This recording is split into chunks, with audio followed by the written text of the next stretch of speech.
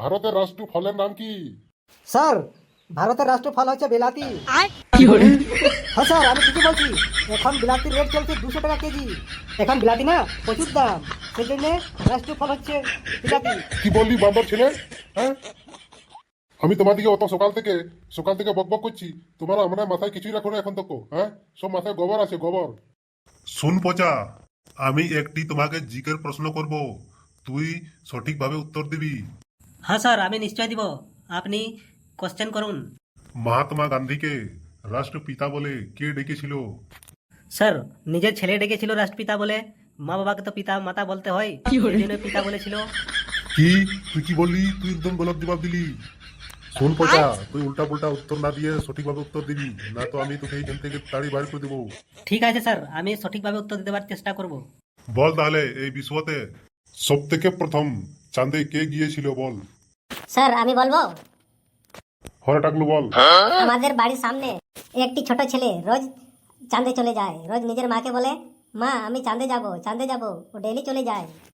তুই টাকলু, তুই তো টাকলুই থাকবি, আর তুই কোনো পড়ালেখা শিখবি না। তুই টাকলু মাথার তোর কিছুই নেই। শোন পচা, আমি তোকে সওয়াল করব, তুই জবাব দিবি। হ্যাঁ স্যার, আপনি বলুন।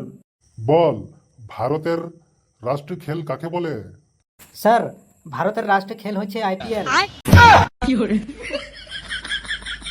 চুপ নোংরা, কোনো মাথায় কিছু বুদ্ধি নাই, উল্টা পুল্টা বকতে আছে। ভারতের রাষ্ট্রীয় খেলা হচ্ছে হকি, তুই মাথায় ঢুকে রাখবি, বুঝলি? আর একটি সওয়াল করছি, সঠিকভাবে উত্তর দিবি। ট্রেনের ভিতরে যে টিটি থাকে টিকিট চেক করে, সে টিটির ফুল ফর্ম কি? স্যার, টিটির ফুল ফর্ম হচ্ছে টুইঙ্কেল টুইঙ্কেল। চুপ, তোরা কেউ সব মূর্খচোদা ছেলে। কতদিন থেকে আমি পড়াইছি, কিছু তোমাদের মাথায় ঢোকে নাই। টিটির ফুল ফর্ম হচ্ছে ট্রাভেলিং টিকিট এক্সামিনার। এটা মনে ভাবে রাখিস, বুঝলি? আর যদি এবার ভুলিস তা আমি তোদের চামড়া তুলে বাজাবো।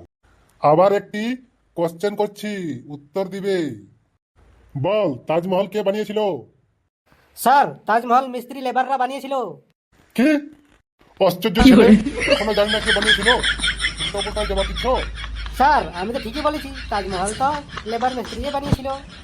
আরে বোকা চোদা, লেবার মিস্ত্রি না, তাজমহল শাহজাহাঁ বানিয়েছিল। স্যার, সে তো মালিক ছিল, বানিয়ে তো ছিল লেবার মিস্ত্রিরাই। চুপ, আশ্চর্য ছেলে, তুই মুখের উপর মুখ দিবি না। এবারে বল,